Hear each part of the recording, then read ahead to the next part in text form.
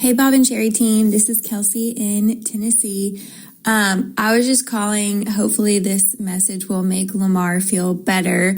This past Christmas, I was given two, I guess you could consider them adult bibs that my mom found on Amazon because I always spill stuff on me and I make a mess around my area if we're sitting in the den at the table.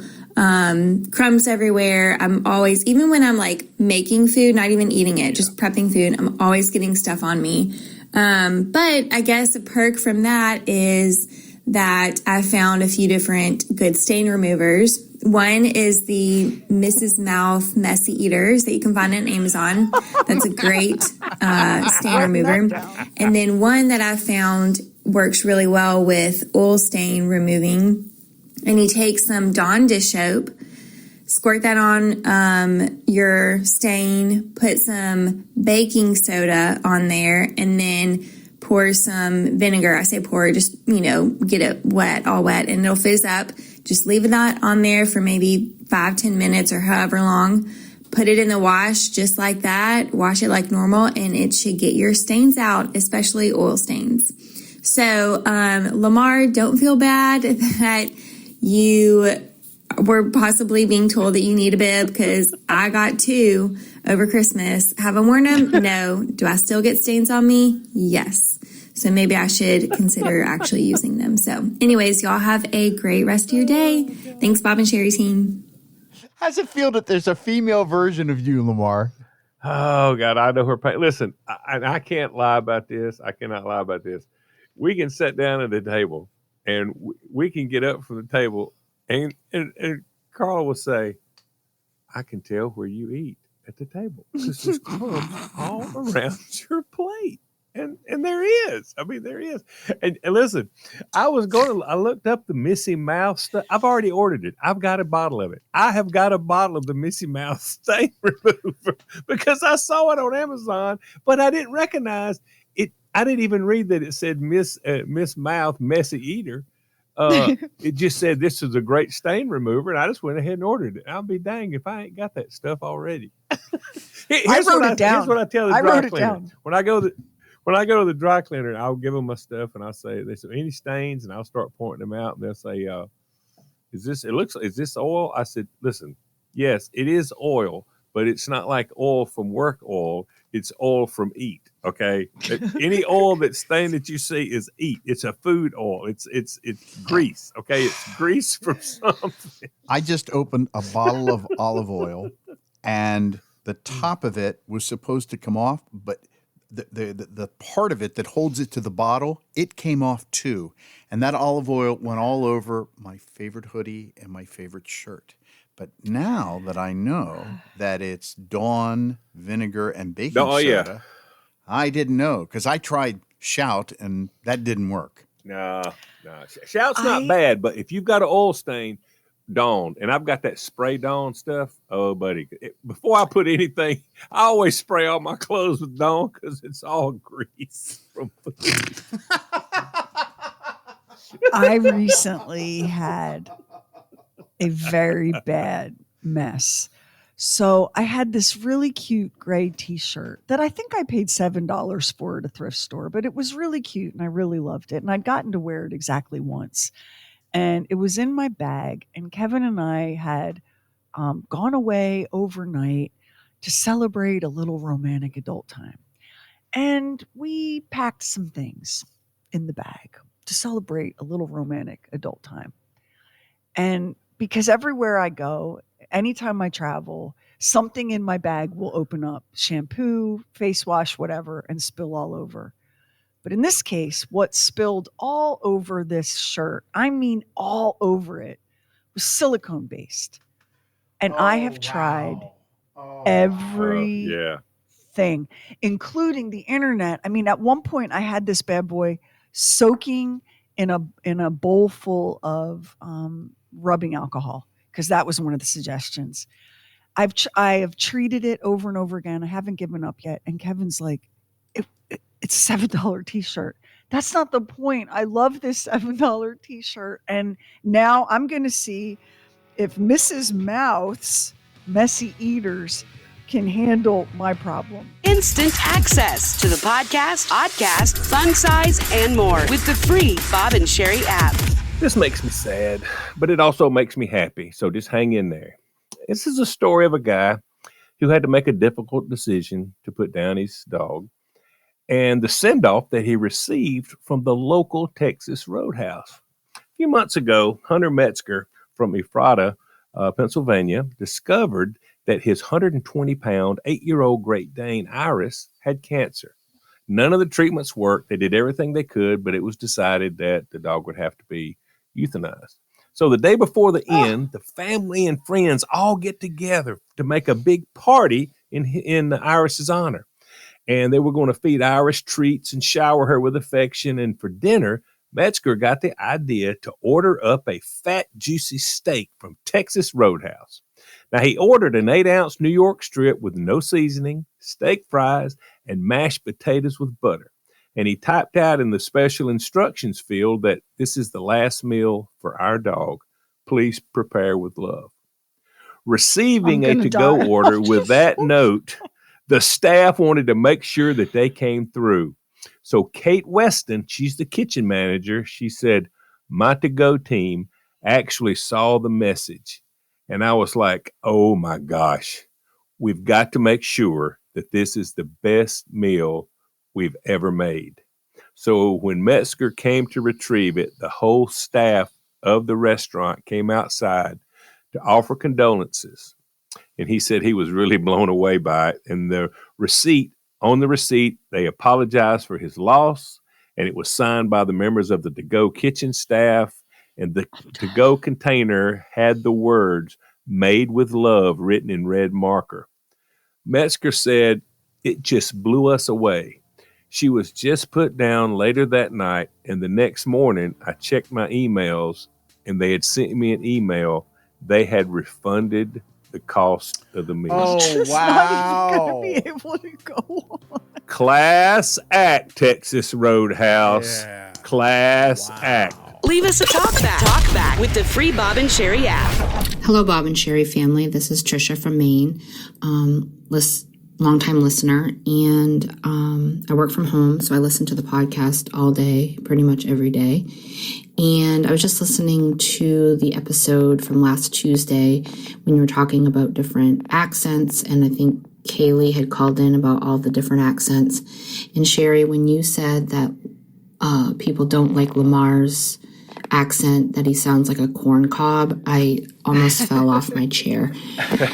First of all, that was hilarious. But second, I could listen to Lamar talk all day. Love him. Love all of you. Don't care about anybody's accents. Love it all. Keep up the good work. Bye. Oh my gosh, bless you. And I'm going to get in trouble for this because I get in trouble for everything. But we have stations that are firing the show because they don't like Lamar's accent. They're like, Lamar doesn't sound like he's from here. I'm like, would here be the United States of America? Because Bob had an accent. Max has an accent. I have an accent. Doc has no accent, but does not like to talk. So there you go. I mean, and I know that I'm supposed to be like, just a bootlicking little diplomat and everybody's favorite golden girl, but it just has pissed me off to no end that we're being run to the ground over something so petty and silly. Lamar's been with this show since the beginning. He is a talented and wonderful human being. And just because he sounds like a corn cob does not mean that he doesn't deserve to be here. And I'm just not going to, sorry, not sorry, I guess is what I'm saying. Sorry, not sorry. If the show gets run out of business because of it, no regrets. I can't play this game anymore, y'all. I just can't. If you don't like the way Lamar talks, I don't know what to say to that. I really don't. Bob could not say the word pillow, and yet no one complained. He could not say the word order. He could not order a meal or put his head on a pillow without butchering it, and nobody had a problem with that. And you know what? Whatever. It doesn't matter. Like the world the world, you know what the world needs? More judgment and hate and silly criticism of each other. That's what'll make us better, is if we can nitpick each other to death and find fault with things that are meaningless. I think that is going to make everybody a lot happier. So Lamar, you go ahead. And now if you could wear shoes to work, that'd be great. But you go ahead And a shirt. and a shirt. Yeah. Be who you are. And you have our support. I'm doing my best to try to not sound so much like a corn cob or cornbread, but I don't think it's going to work. Though. Like, you guys. It hurts me. It hurts me. Gosh, it hurts me. Oh, my God. That was the weirdest thing I've ever heard. I know. Is it not? I mean, whew, God. I pulled something doing that. Oh, God. Yeah. I've got another one here. Good morning, team. This is Elizabeth from Winston-Salem, North Carolina, and I'm really calling because I wanted to mention 3 different things all at the same time because I'm a busy mom and that's how we roll. So first things first, I just finished listening to the oddcast about the burger bamboozle, and I just want to say that I am all with Sheri. Like, I do not trust the fast food because that meat is, I can't get past it. Like, I can't trust where that meat is coming from. It doesn't matter how expensive. But let me just tell you what I do trust. I trust a good coffee from Dunkin'. Simple, black, maybe a little cream, no sugar. Absolutely. Like, if I'm on the road and that's what I need, fast food wise, I got you a cup of Dunkin' right there, extra large, please, for this mama. Second point that I wanted to just say, the addictive foods, I am all with Sheri about the salty crunchy. That's amazing. The sweet, that's just not my jam. But if it's salty crunchy, it's over. It's absolutely going to be done. And that leads me to my third point, where I just want to say that, Sheri, you are my queen. I love Lamar. I absolutely love Max. I would love to be friends with Max. I think he would be absolutely amazing, or is absolutely amazing, and I could just have the best time with him. Lamar is like home. He is just home. But Sheri, you are my queen. So thank you for all that you guys do. We appreciate you so very much, and I hope you have a wondrous Wednesday. I love you and thank you for your support. I'm probably not going to be here for much longer because I have decided that I just can't anymore, you guys. I'm just going to be telling you the straight truth. Instant access to the podcast, and fun side. Just download the free Bob and Sheri app. Well, I've been trying to tell you guys some of the things that happened over Karamia's graduation weekend, but I'm so overwhelmed by my feelings that I get all like soggy and can't get through it. So I'm going to, so my youngest graduated from college and it's a really big deal for me. I don't, as a kid, I just aimed toward the goal of going to college thinking that it would save me from my life. And it did. So spoiler alert, it did. I was told from when I was a little girl that college wasn't for people like me, that an education would be wasted on me as a woman. I mean, I just come from not a great place. And there, of course, there was no money and blah, blah to the blah, bitty blah. So all I could think about as a child was, I've got to go to college. I've got to go to college. And it gave me a goal and it gave me a focus. And then I had children. It was like, they have to go to college. They have to go to college. I started saving like when they were born. Like they were washing off their heads in the delivery room and I was saving for college, right? It just... For whatever reason, I fixated on it. It meant so much to me. And Karamia graduated. And just let me get it out of the way really quick. Karamia graduated with honors Phi Beta Kappa with a full ride to graduate school. So that's the gross braggy part. And that's out of the way now. Now I want to talk to you. I want to be so real. So this college does a full weekend of commencement activities. There's an honors convocation. There's a baccalaureate church service, which was so beautiful. And of course, it made me very weepy. There is some seniors are invited to present their senior research work and receptions and mimosas and champagne and cupcakes and dance parties and picnics on the president's lawn. And just, they really do a lot of very big traditional rituals. And it was so nice. I didn't have any of that. That was not part of my life at all. My older daughter, the art major, wanted no part of any of that kind of stuff. So this was my first rodeo of doing all of that, like really traditional college stuff. And I'm so grateful. But now I must tell you that the biggest lie the devil ever told was a tiny fib compared to my daughter and roommates telling me they were packed up and ready to move out of their housing.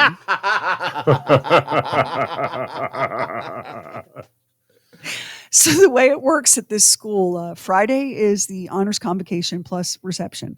Saturday is just all day into the wee hours. I think some of those kids didn't even sleep.